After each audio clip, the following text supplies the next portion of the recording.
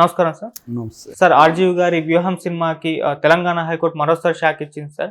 So, పాత సెన్సార్‌ని quash చేసేసి ఇంకో సెన్సార్ ఇవ్వాలని చెప్పేసి ఇటు ఆదేశాలు జారీ చేయడం జరిగింది. మరి ఏం జరుగుతుంది 'వ్యూహం' సినిమా పట్ల సార్? ముందుగా కొద్దిగా హిస్టరీ చెప్పుకుంటే 'వ్యూహం' సినిమా ఆయన ఎప్పుడో అనౌన్స్ చేశాడు. నవంబర్ లోనే రిలీజ్ అనేది కూడా ప్లాన్ చేసుకున్నారు. అవును. అయితే లోకేష్ ఎందుకనో మరి సీరియస్గా తీసుకున్నాడు ఈ సినిమా మీద. నిజానికి చాలామంది తెలుగుదేశం వాళ్ళు కూడా అది ఆశ్చర్యమే, ఎందుకు ఇంత సీరియస్గా తీసుకోవాలి, ఆయనది ఎలాగో వన్ డే కూడా ఆడదు, సీరియస్గా తీసుకోవడం వల్ల ఇంకా పాపులర్ అవుతుంది, ఇంకా ఈ ట్రైలర్లు ఈ విజువల్స్ వదులుతూ ఉంటాడు ఆయన. ఏముంది, కట్ చేసి బిట్లు వదులుతూ ఉంటాడు. సినిమా రిలీజ్ అయిందా వద్దనింది కానీ బిట్లు కట్ చేస్తే ఏమవుతుంది సీన్లు. రేపొద్దున సినిమా కూడా ఫస్ట్ హాఫ్ వరకు లీక్ అయిందని చెప్పొచ్చు, సెకండ్ హాఫ్ ఇంకో దగ్గర లీక్ అయిందని చెప్పొచ్చు, దాని మీద ఈయనే కేసు పెట్టచ్చు, ఇలాంటివి ఏమైనా జరగచ్చు.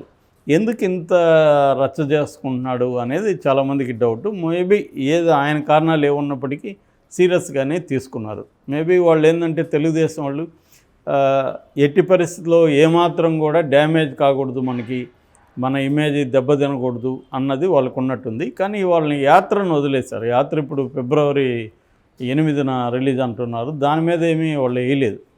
దాంట్లో కూడా జగన్ బయోగ్రఫీ ఉంది, జగన్ని ఎలివేట్ చేస్తున్నారు.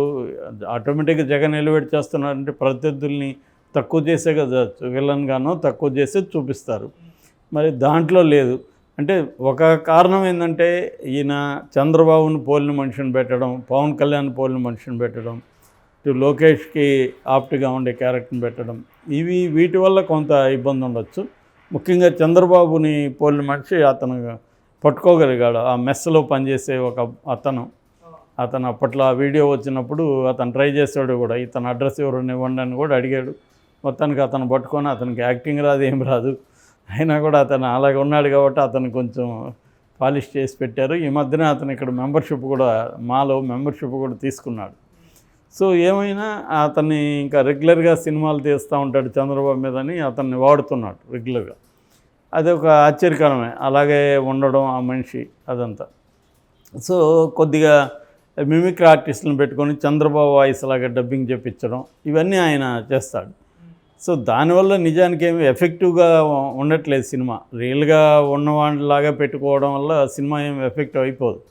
కానీ దానివల్ల జనంలో విపరీతంగా డిస్కషన్ వస్తుంది. అవును, సిమిలర్గా ఉండడం వల్ల. అందుకని యాత్రకు రానంత చర్చ దీనికి వ్యూహంకి వచ్చింది. ఎందుకంటే ఈ సిమిలర్ క్యారెక్టర్ దాంట్లో కూడా అలాగే కానీ పెట్టుంటే మేబీ లోకేష్ కూడా వేసి ఉండేవాడు. సో ఇది మేజర్ సమస్య దీంట్లో. రెండోది ఆ క్యారెక్టర్ల డైలాగులు కానీ ట్రైలర్లో వచ్చింది కానీ టీజర్లో వచ్చింది, ఇవన్నీ చూస్తే పవన్ కళ్యాణ్, ఈయన చంద్రబాబు, లోకేష్ వీళ్ళందరూ విలన్లు అయినట్టు, జగన్ హీరో అయినట్టుగానే ఆయన చూపించాడు. అది ఓపెన్గా కూడా ఆయన చెప్పాడు. సో ఆ రకంగా ఆయన పర్సనల్గా తీసుకున్నట్టు కనబడుతుంది. అందుకని ఫస్ట్ సెన్సార్ వాళ్ళకి రాశారు. కానీ సెన్సార్లో అది కూడా విచిత్రమే, ఎప్పుడు జరగదు. సెన్సార్ బోర్డు ఏం చేస్తుందంటే కట్స్ ఇచ్చేసి ఇస్తుంది, ఏ సర్టిఫికేట్ ఏదో ఇస్తుంది. అప్పుడు ప్రొడ్యూసరు, డైరెక్టర్లు ఏం చేస్తారంటే రివైజింగ్ కమిటీకి వెళ్తారు. అప్పుడు రివైజింగ్ కమిటీలో అది చూస్తారు వాళ్ళు. కానీ ఇక్కడ ఏం జరిగింది, వీళ్ళు సెన్సార్ బోర్డే రివైజింగ్ కమిటీకి ఇచ్చేసింది. అంటే ఎందుకు ఈ గొడవ, ఈ వివాదం అన్నకి వాళ్ళు చేతులు ఎత్తేస్తారు. దాంతో రీజనల్ సెన్సార్ బోర్డు అంటే మిగతా రాష్ట్ర సభ్యులు కూడా దాన్ని చూశారు. నాగభరణ లాంటి కన్నడ మంచి డైరెక్టర్ ఆయన, అలాంటి వాళ్ళు కూడా ఆ మెంబర్షిప్లో ఉన్నారు, మెంబర్లలో. సో వాళ్ళు చూసి వాళ్ళకి ఓవరాల్గా ఇదేమి పెద్ద అబ్జెక్షనబుల్గా కనబడలేదు వాళ్ళకి. మామూలుగా సినిమాటిక్గా చూసుకున్నప్పుడు వాళ్ళకి ఏంటంటే రియల్గా ఏంటి ఇదంతా వాళ్ళకి అనవసరం కదా, ఒక సినిమాగా ఇదేముంది. అట్లాగే డిస్క్లైమర్ వేశాడు, ఇది ఎవరిని ఉద్దేశించి తీయలేదని. ఇవి వాళ్ళు వదిలేశారు. నిజానికి ఇదేం కొత్త కాదు, ఇండియాలో అనేక సినిమాలు ఉన్నాయి. యాక్సిడెంటల్ ప్రైమ్ మినిస్టర్ అని మన్మోహన్ సింగ్ లాగే ఉండే అతను పెట్టి తీయలేదా, ఇందిరాగాంధీ లాగే పెట్టి ఎమర్జెన్సీ తీయలేదా, ఇప్పుడు వాజ్పేయి మీద సినిమా వస్తుంది. మనకి చాలా ఉన్నాయి. ఎన్టీఆర్ పీరియడ్లో 6 సినిమాలు కృష్ణనే తీశాడు ఎన్టీఆర్ లాగా పెట్టి. నిజానికి ఎన్టీఆర్ ఆయన సెన్సార్ బోర్డుకినే కొట్లాడిన వ్యక్తి చాలా సినిమాలలో. సో అందుకని ఆయన కూడా దాన్ని ఏమి పట్టించుకోలేదు ఆ సినిమాని. సో అలాగా ఉన్న ఇది నాకు తెలిసి ఫస్ట్ టైం ఇలాగా ఒక సినిమాని కోర్టు రిజెక్ట్ చేసి సెన్సార్ బోర్డు సర్టిఫికేట్ని రిజెక్ట్ చేసి మళ్ళీ చూడమన్నాం. ఇప్పుడు మళ్ళీ చూసి అదే సెన్సార్ బోర్డు నాకు ఉండే డౌట్ ఏమంటే ఈయన కోర్టు మళ్ళీ చూడమనింది తప్ప మళ్ళీ చూసి ఏం చేయాలో చెప్పలే. మళ్ళీ చూసి మళ్ళీ ఇస్తారు సేమ్ సర్టిఫికేటు. అప్పుడేం చేస్తుంది కోర్టు? మళ్ళీ చూడమనింది అంటే నాకు అర్థమైంది ఏమంటే కావాలని లేట్ చేయడం కోసమే చేస్తున్నారేమో అనేది అర్థమైంది. అంటే ఒక కామన్ మ్యాన్గా ఆలోచించినప్పుడు దీని వెనక లాజిక్ ఏమి కనబడలే నాకు. అంటే ఇది నాకు తెలిసి అయితే ఫస్ట్ టైం కోర్టు మళ్ళీ సెన్సార్ సర్టిఫికేట్ని రద్దు చేసి మళ్ళీ సెన్సార్ బోర్డు చూసి మళ్ళీ చెప్పమనడం అనేది నాకు తెలిసి నేనైతే ఎప్పుడు వినలేదు. జరిగిందేమో గతంలో తెలియదు నాకు. నేనైతే ఎప్పుడూ వినలేదు. ఇది ఒక విచిత్రమైన కేసు అని చెప్పట్టు. అట్లాంటప్పుడు సెన్సార్ బోర్డు ఎందుకు? ఇంకా సెన్సార్ బోర్డుని పక్కన పడేసి కోర్టులే ఇది చేయొచ్చు కదా. సో సెన్సార్ బోర్డు ఏంటంటే దానికి ఒక స్వయం ప్రతిపత్తి ఉంది. ఆ సెన్సార్ బోర్డు చూస్తారు.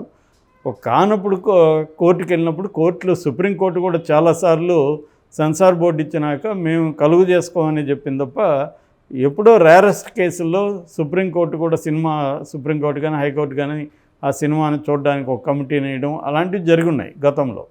కానీ ఇలాగా సెన్సార్ బోర్డు సర్టిఫికేట్ని రద్దు చేసి మళ్ళీ సెన్సార్ బోర్డుని చూడమని చేయడం అనేది కొంత విచిత్రంగా అయితే ఉంది. ఎందుకంటే దీనివల్ల ఒక బ్యాడ్ ప్రెసిడెంట్ ఏర్పడుతుంది. అదేంటంటే రేపు నాకు నచ్చని సినిమా ఎవరు తీసినా మళ్ళీ నేను కోర్టుకి వెళ్ళి ఇలా చేశాను అనుకో, అప్పుడు ఇది ప్రాబ్లం అవుతుంది.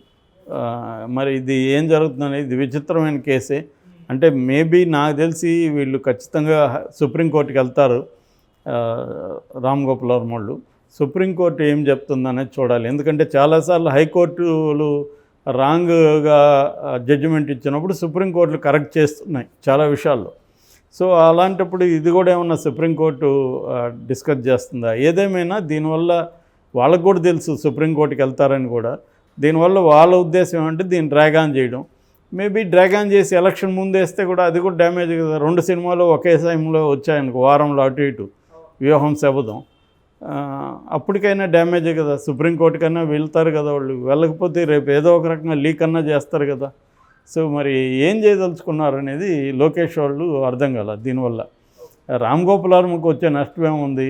ఆయనకి పోయేదేం లేదు. ప్రొడ్యూసర్ వేరే. ఒకవేళ ప్రొడ్యూసర్కి నష్టం వస్తుంది అనుకుంటే ఆ ప్రొడ్యూసర్కి ఇంకొక సినిమా తీయగలరు రామ్ గోపాల్ వర్మ.